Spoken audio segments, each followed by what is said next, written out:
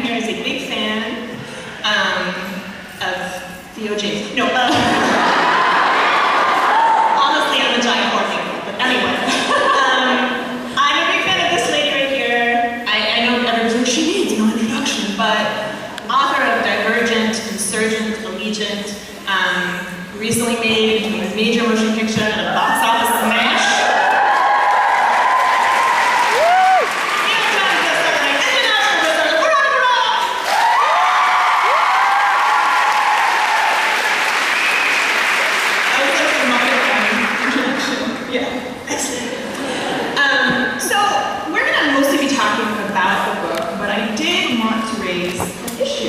How many of you here saw the film? Saw Divergent? So if you've seen the movie, you know that there was sort of a glaring omission that is in the book and was not. I thought you might have been the... Yeah. Not on screen, and I think we're all wondering the same thing, and the same, where was your eye? But more importantly, where was the dauntless chocolate cake?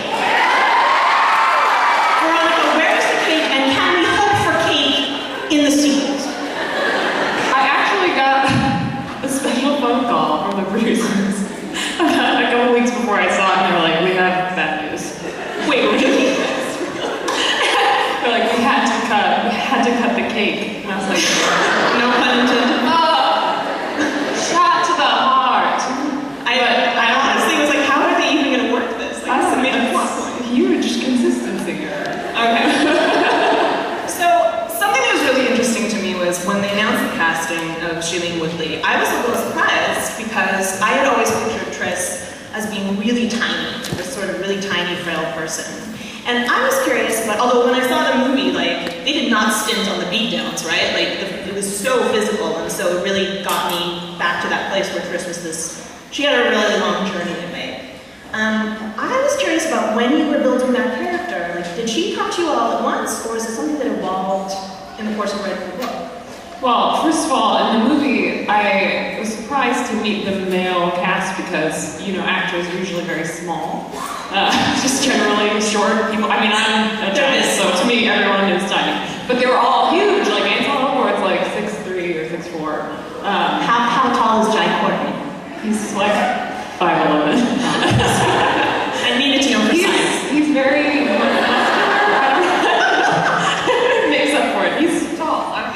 They're all tall, so I think they kind of made the cast taller around Shailene, which was a good move, I think, because it makes her physicality is so important to her journey and to her growth. So for me, developing her was interesting because she's my physical opposite, almost. I mean, sort of. We're both like white ladies, so I guess that's not true. She's petite. Yeah, she's petite. She's very like kind of frail, and I'm not frail. She's very strong. She can't with my bicep. Not really. So I kept having to edit parts where she couldn't see over crowds because I've always been able to see over crowds, so it never occurred to me. So my editor was like, "What about like she probably can't see in this situation?" Oh yeah, that's a really good point. Yeah. But anyway, what was your real question? My real question was, did she come to you all at once? Like, I feel like characters kind of settle in over the course of a draft, and given that she goes through this really fundamental transformation, not just physically, but mentally as well, like, did she arrive fully formed? I saw Alice Walker once say that her characters just walk into the room, basically, and start talking to her. That would be nice. Right? Yeah. So that doesn't happen to you? No, it just started with a voice. It was basically, I had this quote that I really liked from the play Agamemnon, and it's, "My will is mine, I will not make it soft for you." And I wanted the kind of character who could deliver that line, even though she doesn't, obviously, because it's a very hard, direct way of speaking. And also the sentiment behind it is sort of true to Tris, I would say. So that was where she began, only with her voice. And then I wrote the fear landscapes, all the, the simulated nightmare realities. I wrote those almost, I think, second of all the scenes in the book. I wrote all the first. What came first is the beginning, actually. Oh, what's the first one? I did the beginning, and then just the first scene, and then the jump into the Dauntless compound, and then the Fear landscapes, and then the Triss and Four stuff, and then I filled in all the gaps. Speaking of Triss and Four,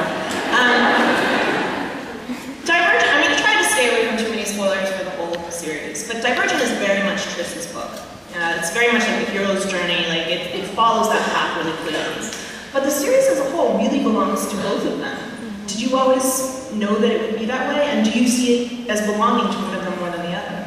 Well, it's definitely Triss's story, it's not his. Because when I first wrote the rough draft of Divergent, which was 4 years before I actually wrote the rough draft of Divergent, like the one that sold to publishers and stuff, I wrote it from Tobias's perspective, but it didn't work because something about a young man leaving a repressive environment and like self-actualizing and like taking risks and jumping off buildings into nets and stuff like didn't feel surprising because you don't say. Yeah, because that's like a story that exists 100 million times. It's like man leaves home and becomes more manly. Like so.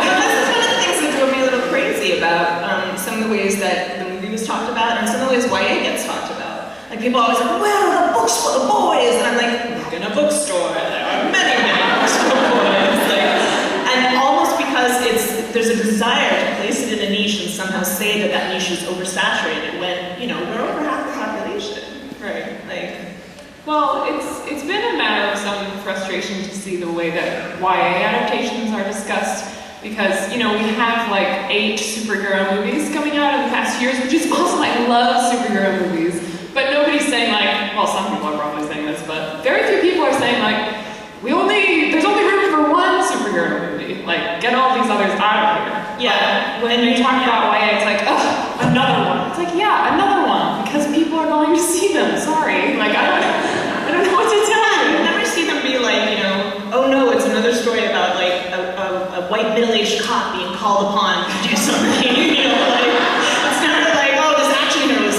young and muscular, much like this other young action hero. But he has to go save the day from explosions. From fireballs. So you mentioned the first scene in the book, and for me, that's associated with that moment in the mirror for Triss. And to me, it's sort of like this incredibly poignant thing, and sort of comes back through the whole story is about family, stepping away from family. But I also found that, like, you know, we start out with faction before blood, but that's obviously not the way the characters in the book feel. How did that develop for you? Well, I think it was true to kind of like emotional reality of being a teenager, I think. You feel like you have to leave your family behind in order to discover who you are. And in a certain sense, you really do. Like, you can't keep defining yourself in relationship to other people no matter how much you love them. So that's where Triss's initial choice comes from. But the ending was a bit of a surprise for me because she makes this choice, she finds like her tribe, whatever, but then she leaves them and goes back to her family to save them. So ultimately she's saying this faction for blood stuff is messed up. And I have to like find a way to reconcile with my family even now that I'm a different person than I was. And, you know, let's see if I can continue to fit into this group of, you know, very different people as my true self. Which I think is another part of adolescence that happens later, or of adulthood, really. Just finding a way to reincorporate yourself into groups that are not like homogenous. You know, you have to learn, I guess, how to get along with your family. Or not. Or maybe you don't, but I feel like it's important, and so I think that's why that ends up happening. But I'm not gonna let you just let me talk about Divergent the whole time. So I wanted to ask you about Shadow and Bone. Obviously, Alina and Mal are both sort of the only family that the other one has because they just don't have anyone else. So I was wondering if the issue of family and of, you know, finding places to fit. I mean, obviously when Alina leaves and goes to these other people